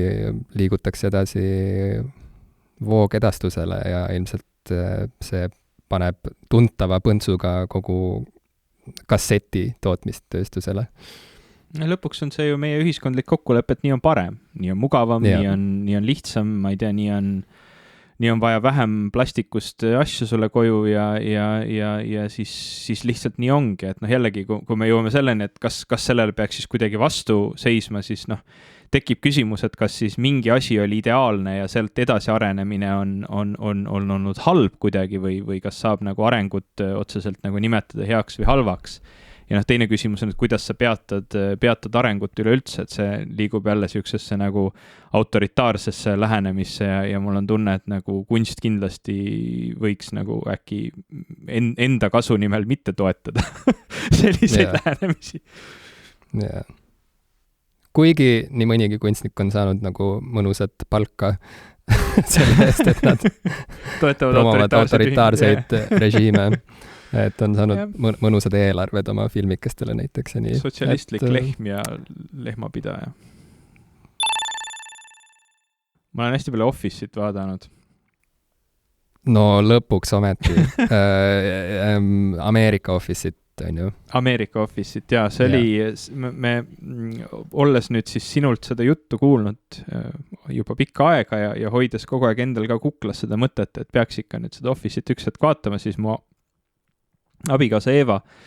üks õhtu ütles, et kuule, et vaatame Office'it, et ta oli just kuulanud mingeid meie osi järgi ja oli ilmselt siis kõrvu jäänud, et peaks ikka vaatama ja ütles, et vaatame täna Office'it, et vaatame, kuidas on. Ja ainuke võimalus mul nii-öelda legaalselt ja kohe kiiresti Office mängima panna oli läbi Prime Video ja seal on, ma saan aru, et see on vist, seda oligi 9 hooaega ja seal on nagu kõik siis Ameerika Office, aga seal seda Briti oma ei ole. Kuigi meil vist esimene kuidagi, ma ei tea miks, aga selline esmane tunne oli, et äkki peaks seda Briti oma enne vaatama, et see oli nagu see esimene või kuidagi, aga olles nüüd seda nagu Ameerika oma vaadanud ja tundes nagu Ricky Gervaisi osas nagu teatavaid selliseid imelikke tundeid, et ühest küljest nagu Ricky Gervais on nagu väga naljakas, aga samal ajal ta on nagu minu jaoks nagu natuke tüütu. Et siis ma ei ole nagu 100% kindel, et ma tahaks seda sellises rollis vaadata, kus ta on nagu eriti tüütu. Eriti frustreeriv. et me oleme nüüd seda Ameerika Office'it vaadanud, see on nagu ilgelt hea tegelikult. No seda on nii tore kuulda, sest et inimesed, kes ei kuulnud seda osa, kus sa väljendasid oma nagu kahtlust selles osas, kas üldse kunagi seda suudaksid vaadata, sest neile nii palju nagu infoks, et Ivo muretses, et äkki see on liiga cringe põhimõtteliselt, et äkki seda on liiga piinlik vaadata. Aga see ongi, ja selles ongi see mõte. Aga vaata, tead, seda on väga raske hakata vaatama lihtsalt sellega, et sa vaatad paar osa, sellepärast, et kui sa lihtsalt vaatad paar osa, siis ta ongi liiga cringe'i, sa tahad seda kinni panna. Sa ei taha seda nagu vaadata. See on umbes sama, et nagu... sa ei taha selles kontoris töötada, on ju, sa tahad ära minna sealt. Mul on kordi olnud Office'it vaadates siuke tunne, et ma tahaks lihtsalt nagu oma diivani alla peitu minna, sest mul on nii häbi nagu, et see on nagu ainus sari, mida ma olen kunagi vaadanud, kus nagu tegelaste käitumise pärast hakkab endal häbi nagu, või kuidagi lihtsalt kui just diivani alla ei poe, et siis lihtsalt on vaja vahepeal oma nägu katta nagu ja lihtsalt kuidagi nagu tulla toime selle piinlikkustundega. Jah, aga mul on siuke tunne, et see sarja juures... selle sarja juures nagu ei hoia sind huumor, sest huumor on pigem see, mis nagu teatud mõttes natuke nagu peletab, et see on nagu liiga intensiivne. Et see huumor ka, eks ole, sa tahad midagi naljakat vaadata, aga mul on siuke tunne, et see, mis selle sarja juures nagu tegelikult hoiab, on need tegelased ja see, kui inimlik see kõik on. Ja kui reaalne, kui nagu värskendav on vaadata midagi nii tavalist. Midagi, mis ei tundu nagu absoluutselt kuidagi siuke plastic fantastic ja nagu üle pehmendatud ja üle värvitud ja selline, need inimesed näevad välja, käituvad ja elavad nagu maailmas, mis tundub nagu kuidagi isegi hüperreaalne. Hüpertavaline. Hüpertavaline ja seetõttu nagu see minu jaoks ongi nagu, et see huumor on nagu Humor on ka tore ja see ajab mind tõesti naerma ja on nagu hästi kirjutatud. Aga nagu lõpptulemusena see väärtus selle sarja juures on just need tegelased ja see kui igapäevane see kõik on ja kui samastatav see kõik on. Ja seetõttu nagu sa ei saa, mul on siuke tunne, et nagu see probleem oligi selles, et see cringy huumor oli minu jaoks liiga intensiivne ja seetõttu ma nagu ei näinud sinna taha ja selleks, et üldse nende tegelastega mingisugune side tekiks, sa pead ikkagi vaatama ära nagu päris mitu osa, enne kui sa hakkad nagu nendele lugudele kuidagi kaasa elama. Ja siis sa hakkad nagu andeks andma teatud mõttes nendele tegelastele, et sa mõtled, et issand jumal, jah, ma nagu tahaksin, nagu kui ma alguses lihtsalt tahaksin nagu karjuda selle nagu peategelase Michaeli peale, või ütleme siis ühe peategelase Michaeli peale, siis pika aja peale ma nagu lihtsalt tunnen talle kaasa. Ja ma nagu tunnen kaasa teistele, kes peavad selle nii-öelda täiskasvanud lapsmehega, eks ole, tegelema. Ja teatud mõttes ma nagu hindan mingeid aspekte tema juures, et nagu ta on muutunud nii palju komplekssemaks, et see minu esimene reaktsioon ei ole tema juurest lihtsalt ära minna. Ja see kuidagi nagu tekib seal sarjas ka, et nende kõikide tegelaste vahel tekib nagu mingi selline dysfunktsionaalne nagu armastus, et nagu et nagu raske on nagu lahti ka lasta, sellepärast, et seal on nagu ikka head, eks ole, ja see ongi nii reaalne, sellepärast, et sul ei ole ideaalseid pahu inimesi ja ideaalseid häid inimesi, vaid nagu kõik on nagu komplekssem. Et selles suhtes väga hea sari, jah. No, suur rõõm kuulda. Ja ma arvan, et ei ole vahet, kas alustada Briti versioonist või USA versioonist, sest et see on jällegi üks neid haruldasi juhtumeid, kus need on tegelikult, kus originaal ja ma ei tea, tuletis on nagu võrdsed oma kvaliteedilt ja mõnes mõttes, nagu ma olen varem öelnud, on USA versioon isegi parem, sest seda on lihtsalt rohkem, et see ei muutu ajaga halvemaks, see on siuke sari, kus nagu ei teki seda tunnet, et nad on nüüd nagu lihtsalt kuidagi lüpsnud seda lehma nagu kauem, kui oleks vaja olnud lihtsalt mingist raha ahnusest, vaid see sari nagu läbivalt püsib lihtsalt kõrgel tasemel oma kuidagi selle poolest, mida see vaatajale pakub. ja Ricky Gervais muidugi, ma saan aru, on nagu paljudele inimestele irriteeriv tegelane ilmselt. Mina olen tema poolt, kui peaks valima poole, siis ma olen ikkagi tema poolt. Ja Office'is ma mõistan su hirmu ja selle leevendamiseks ma võingi nii palju öelda, et see, kui sa näed Ricky Gervaisi nagu kõige irriteerivama karakterina, on kokkuvõttes nagu tema viis naerda ka iseenda üle, sest et ta ju tegelikult mängib kedagi, kes lõpuks jääb alati ise narriks. mitte see ei ole nagu siuke karakter, kes kuidagi, saad aru, kes kuidagi nagu lõpuks midagi sellest nagu võidaks, et ta nagu teeb seda, mis ta teeb. Ricky Gervaisi puhul minul ei olegi probleemiks olnud tema võib-olla kõige sellisemad nagu kriitilisemad väljaütlemised või rollid, aga ma pean ütlema, et ta meeldis mulle väga, aga siis ma vaatasin An Idiot Abroad'i. Ja mulle seal üldse ei meeldinud Ricky Gervais. Sellepärast, et ta oli nii halb ja nii kuidagi ebameeldiv. Ja ma saan aru, et see on nagu ma sain aru, miks ja kuidas tehtud oli, aga ma kuidagi, ma ei tea, ma tundsin nagu nii palju rohkem kaasa ja tundsin nii palju rohkem samasust nagu Carl Pilkingtoniga, et et mulle nagu,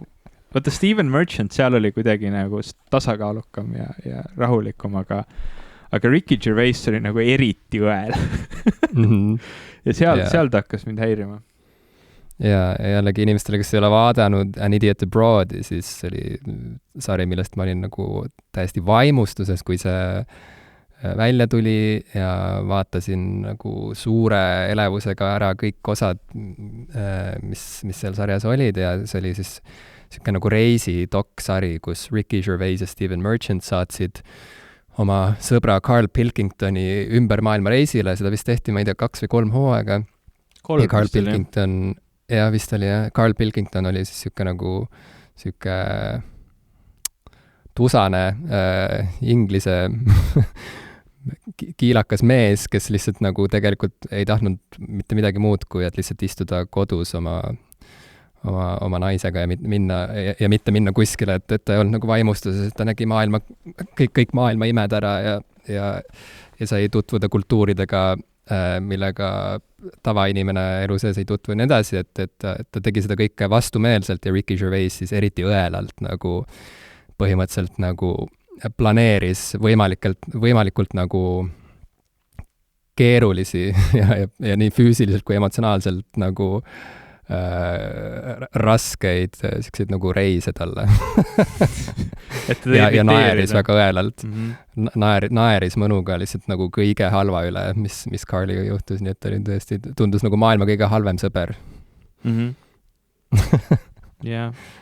Aga jällegi mina nagu väga palju pigem samastusin seal Carliga just. Minu vist seal on nagu 2 lemmiktsitaati, mis on minuga nagu kaasas käinud, et üks oli see, kus ta käis Hiinas ja käis siis nagu Hiina müüri vaatamas ja teda nagu hullult häiris see, et nagu seda nimetatakse nagu see Great Wall of China, et see nagu keegi teine on andnud talle nagu mingi konnotatsiooni, et see ongi nüüd äge ja tema nagu lähenemine, lihtsalt tema peaks olema see, kes nagu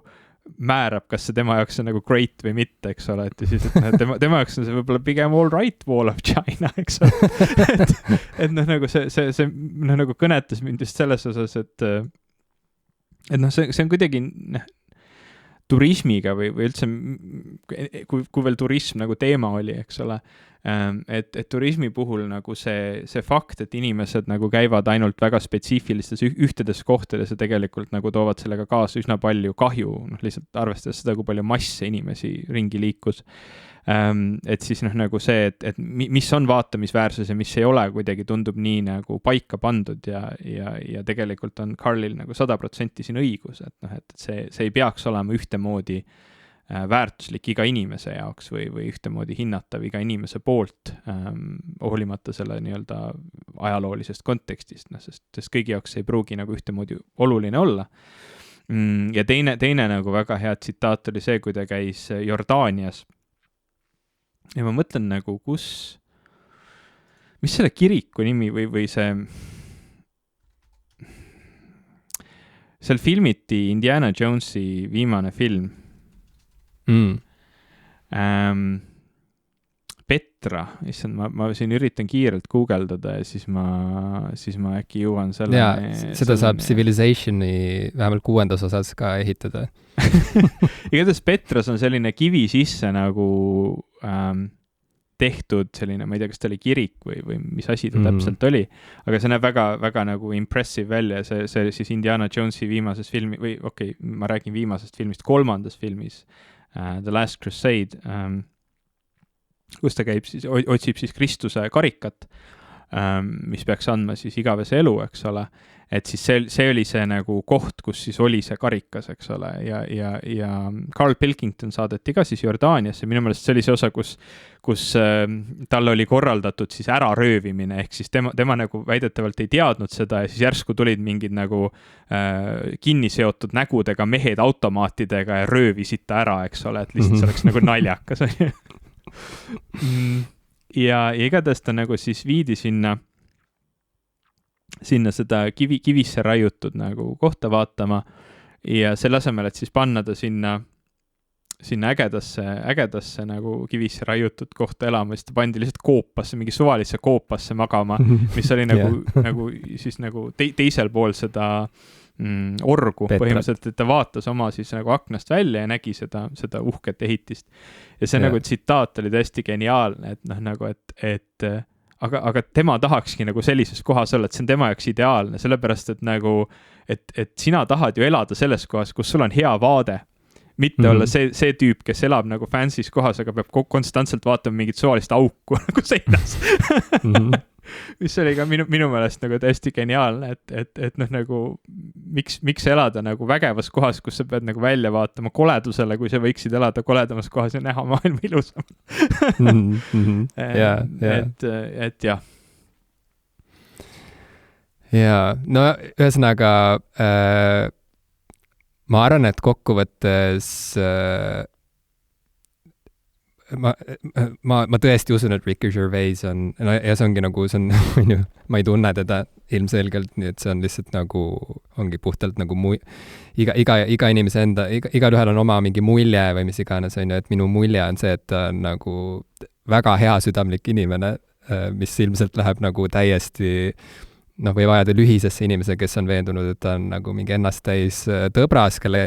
ainus eesmärk elus on nagu solvata võimalikult paljusid inimesi või kuidagi riivata nende tundeid.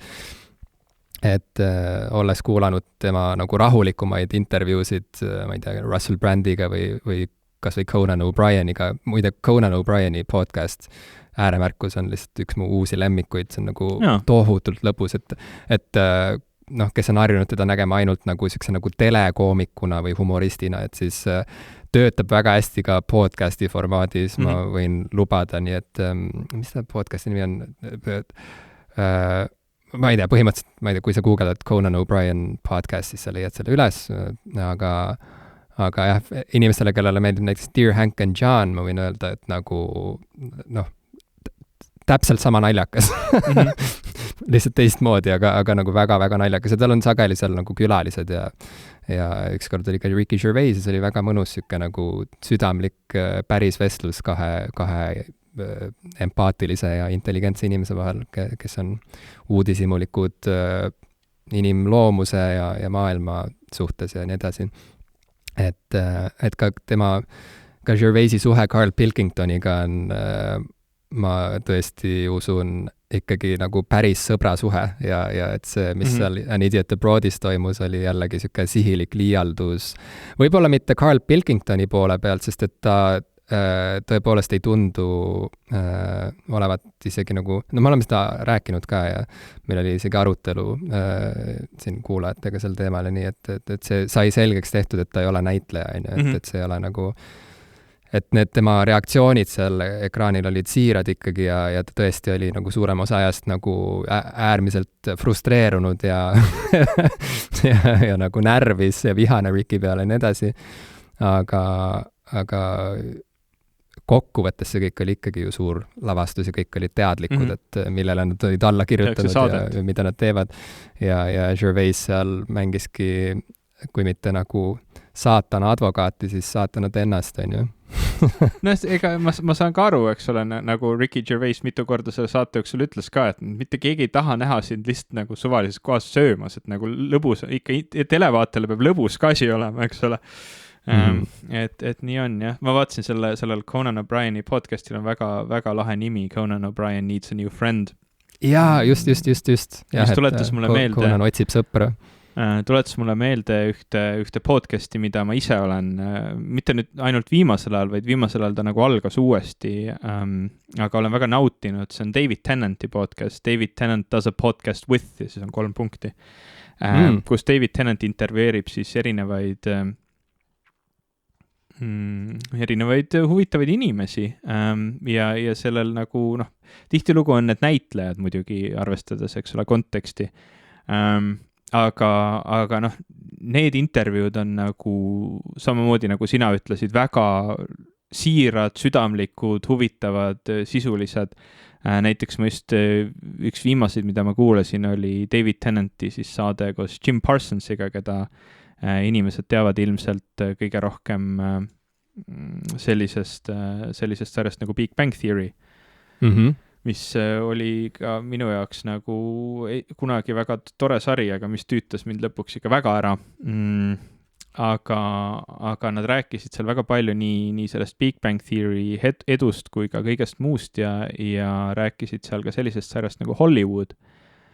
mis on Netflixis kõigile vaadatav ja mille me ka siis pärast selle podcasti kuulamist abikaasaga läbi vaatasime ja väga nautisime, et väga lahe. Erinevaid häid soovitusi sai siia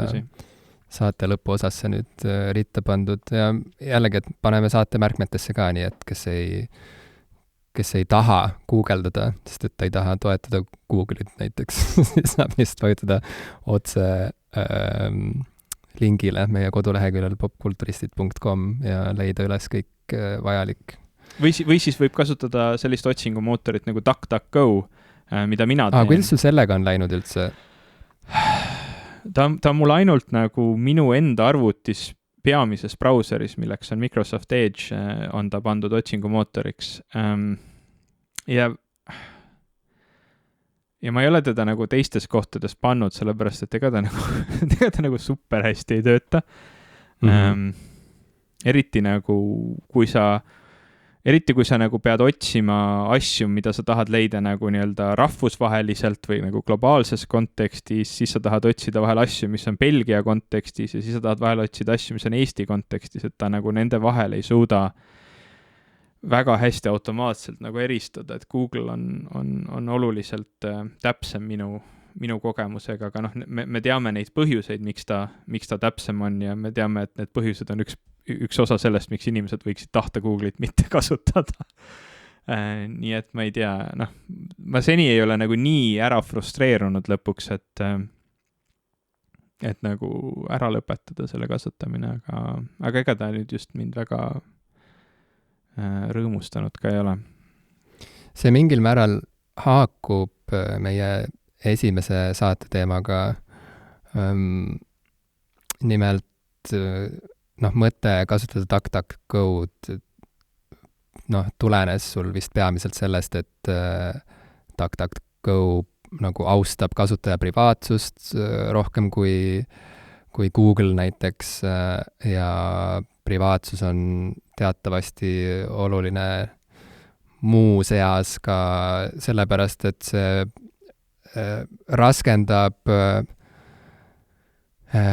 raskendab nagu sinu jälitamist erinevate toote ja teenuse pakkujate poolt, on ju. Et ehk siis, et su jäljed on nagu, aitab sul segada jälgi ja siis nagu ei saa võib-olla sulle müüa seda külmkappi nagu nii agressiivselt, kui muidu oleks ettevõte seda teinud, aga või sa tahad midagi öelda siia? Ma mõtlen, et see ei ole isegi mitte niivõrd jälgede segamine, vaid et ta võimaldab sul jälgi mitte maha jätta, kui sa seda nagu teha ei taha või et ma ütleks, et sul nagu, et ma tooks nagu päris maailmast võrdluse sellega, et kui sa oled omas kodus, siis keegi ei peaks käima ja ajama sinu kodus maha jäetud jälgi või nii-öelda, et see on sama nagu internetiga, et internetis on kindlasti nii-öelda ka avalik ruum, kui ka internetis teoreetiliselt võiks olla ka nagu nii-öelda eraruum, ehk siis võiks olla võimalus, et sa ei pea internetis käes igale poole kõigile nähtavalt oma jälgi maha jätma. Selle kõige juures mul nagu ühesõnaga pärast seda, kui me olime sinuga rääkinud DuckDuckGo'st, kui sa olid öelnud, et sa nüüd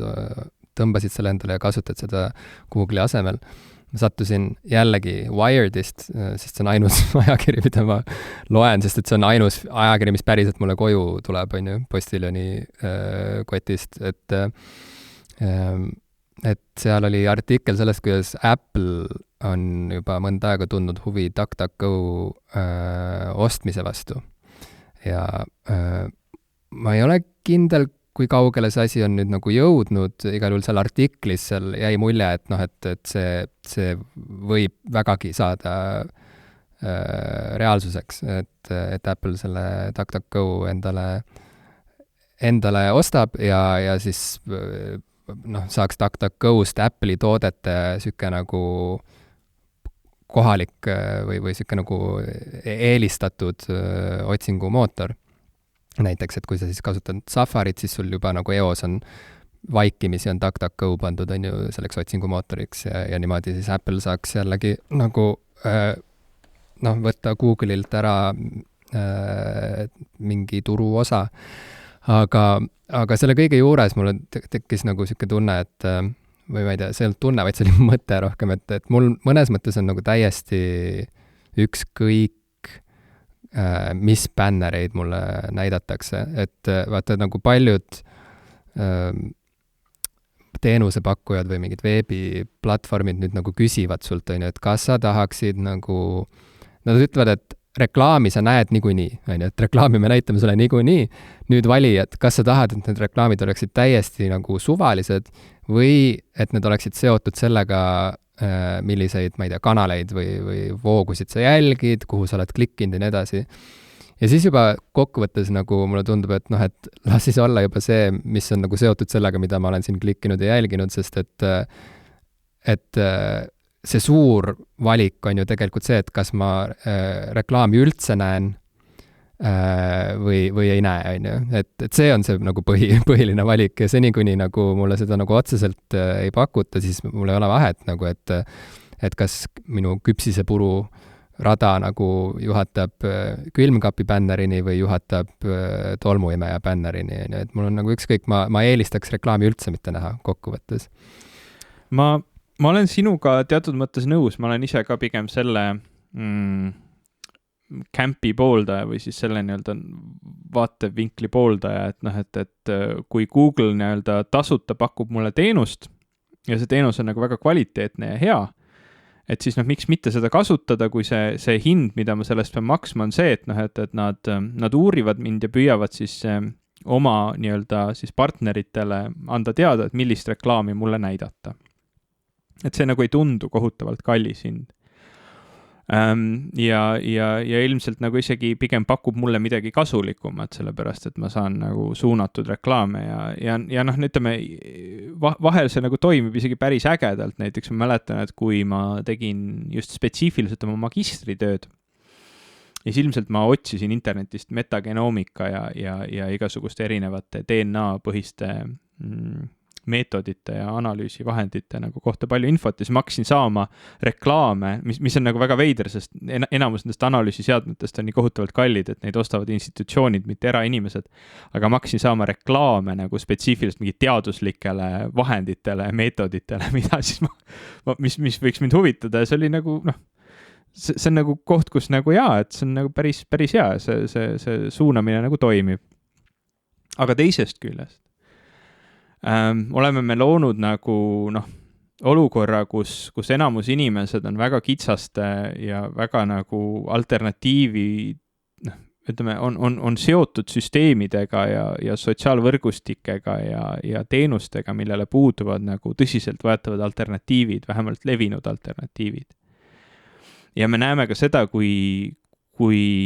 palju infot tegelikult ikkagi lõpuks iga inimese kohta on võimalik leida ja tegelikult mida me veel rohkem näeme, on see, kui lihtne on väga üldisest infost tuletada väga isiklikke asju.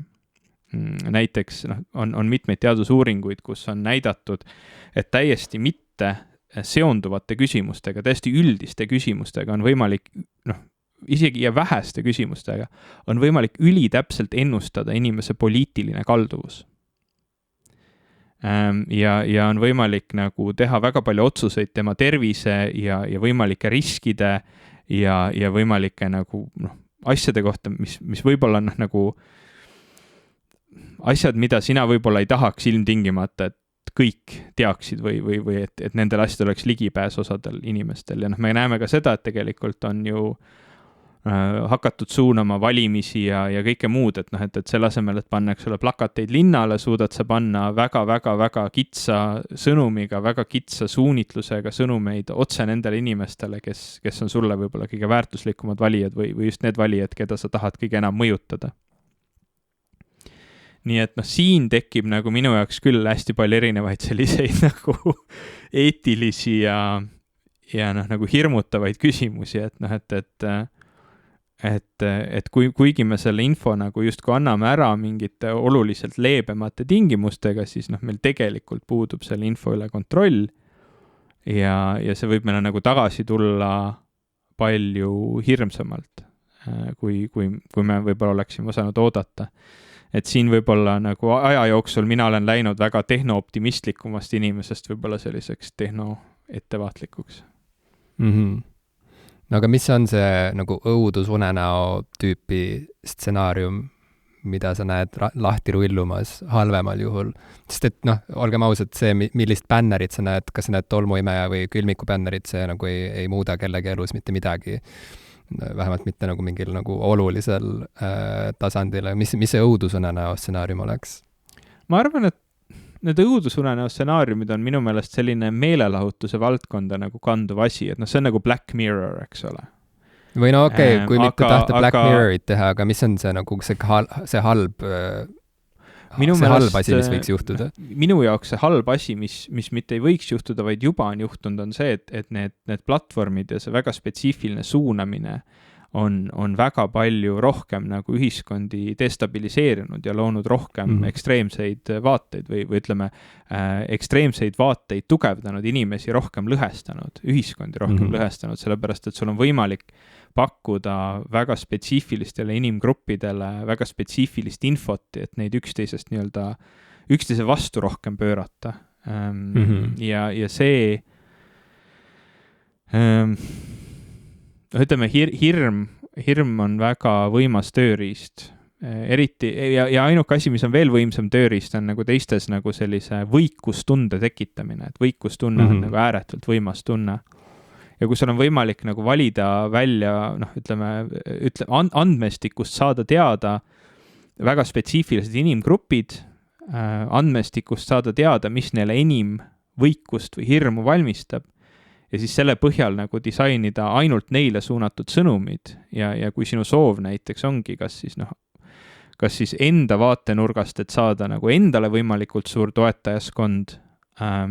siis on sul seda jällegi lihtsam teha kui kunagi varem. Ja teisest küljest, kui sinu eesmärk ei ole mitte nagu otseselt endale saada suur toetajaskond, vaid lihtsalt ühiskonda destabiliseerida, siis jällegi sa võid ju korraga mitte ainult endale sobivatele inimestele, vaid lihtsalt nagu korraga lihtsalt mõlemale poole suunata nagu neid sõnumeid, mis ühiskonda rohkem nagu laiali kisuvad. Et see on nagu mitte nagu selline õudusunenäo stsenaarium, vaid see on nagu reaalne mure, mis ei väljendu nagu lihtsalt selles, et me järsku oleme mingi postapokalüptilises tulevikus, vaid ta pigem lihtsalt muudab kõik ühiskonnas nagu palju raskemaks ja me nagu näeme teatud mõttes neid tagajärgi lihtsalt selles, et nagu inimesed on vähem altid kompromissidele ja inimesed on rohkem nagu, inimesed pigem usuvad, et neil on nagu palju tugevamad vastumeelsused teiste osas, et nagu kui sa mõtled kas või sellele või noh, ütleme, kui kuulaja mõtleb sellele, et millist poliitikat tema vihkab hakkama, noh, ma ei hakka nimetama ühtegi erakonda või nime, lihtsalt ükskõik kummale poole sa nagu poliitilises spektris kuulud, et sa hakkad ette kujutama, mis sulle ei meeldi, siis täna on sul selle kohta ilmselt palju rohkem arvamusi ja sõnumeid ja mõtteid ja nii-öelda pilte, miks see nagu vastandpool sulle nii-öelda tundub võigas või hirmutav või väga palju negatiivseid emotsioone. Et noh, see on see, mida need platvormid on võimaldanud teha palju suuremal määral ja noh, see on teatud mõttes noh, nagu jällegi me räägime sellest, et see on see you gotta take the good with the bad, eks ole, et kõik need sotsiaalmeedia ja kõik see on nagu toonud meile ka kindlasti palju häid asju ja nende suurte andmetega tegelemine, aga siin mulle tundub jällegi, kui võrrelda selle päris esimese nagu teemaga, mis on, eks ole, meelelahutus ja kunst, mis peab oma olemuselt olema vaba, et siin me nüüd jõuame millessegi, mis on nagu, et noh, kui suhtlus ja mõtte avaldamine peab olema vaba, siis näiteks jälgimine ja kui palju jälgimine ja mille jälgimine, kui lihtne peaks olema kedagi jälgima, et siin nagu minu arvates on kohti, kus saab väga-väga vabalt vaielda, et kõik ei pea olema nii lihtsasti jälgitav ja seda on võimalik piirata, seda on kasulik piirata nagu ühiskonnale. Et noh, kas või see, et näiteks, et kui tekkisid need vaidlused Apple'i ümber, et kas Apple peaks, eks ole, andma politseile mingisuguse tagaukse oma turvasüsteemidesse selleks, et nad saaksid kätte terroristi, et kus nagu minu jaoks läheb see asi nagu väga-väga lihtsaks, et absoluutselt mitte mingil juhul ei tohi turvatud kommunikatsiooni teha tagauksi, mitte kellelegi. Sellepärast, et jah, antud kontekstis see aitaks võib-olla, eks ole, või noh, mingis nagu kontekstis see võib aidata politseil leida pommi ja säästa, eks ole, inimeste elu, aga teises kontekstis kui sa teed selle tagaukse, siis sa tood sellega kaasa nii palju, nii laiu ja kohutavaid probleeme, et seda on võimalik nagu väga lihtsasti sinu vastu kasutada ja sa võid sellega ohtu seada palju rohkemat. Ja seetõttu näiteks, et see küsimus ongi, et noh, kas politsei ei peaks siis oma tööd saama teha? Loomulikult, aga mina ei ütleks, et politsei töö peab olema lihtne. Ehk siis inimeste kohta andmete saamine, inimeste eraellu tungimine peabki olema kohutavalt raske, et seda tehtaks ainult siis, kui see ilmtingimata vajalik on. Ja seetõttu see nagu pigev jälitamine ja selle info kogumine, ta on lihtsalt väga-väga lihtne ja ma ei ole nagu 100% kindel, et see peaks nii lihtne olema. Mm-hmm. Aplaus. Ma tahaks tegelikult Apple'ist veel rääkida, vahepeal oli ju kogu see värk, on ju, see Apple'i keynote ja kuna me oleme oma lisasaates rääkinud sellest, et sa tahad seda kella omale osta, või tahtsid vähemalt, et siis ma tahaks sellest ka rääkida, aga võib-olla selle me jätame siis oma lisasaatesse nüüd, kui pinge on maas, et siis see nagu jätkub seal, kus ta algas või mis sa arvad? Ei, ma võin küll jagada oma pingevabasid mõtteid sel teemal ja võib-olla ka natukene ühest teisest teemast ka. Okei. No eks siis kohtume siis oma teises saates, kuhu teie saate ka meiega kaasa tulla loomulikult. Me ei piira seda kellelegi, aga mida me palume teilt on meie toetamine Patreonis. Ehk vaadake, äkki meeldib. Jep, kohtume siis kas järgmises osas või nüüd kohe Patreonis, mis sisuliselt pakub ka järgmist osa nüüd sulle, kui sa seda soovid. patreon.com/popkulturistid. Mõnusat hommikut või päeva või õhtut või ööd, sõltuvalt sellest, kus sa parasjagu oled. Ja kuidas iganes sa meid kuulad, aitäh sulle. Me ainult sinu pärast ju seda teemegi. Okei, mitte ainult sinu pärast, tegelikult meile meeldib seda lihtsalt teha ka, me tegime seda juba siis, kui keegi meid ei kuulanud, on ju, et aga mis ma tahan öelda on see, et aitäh, et sa kuulad meid. Väga ilus. Äärmiselt ilus.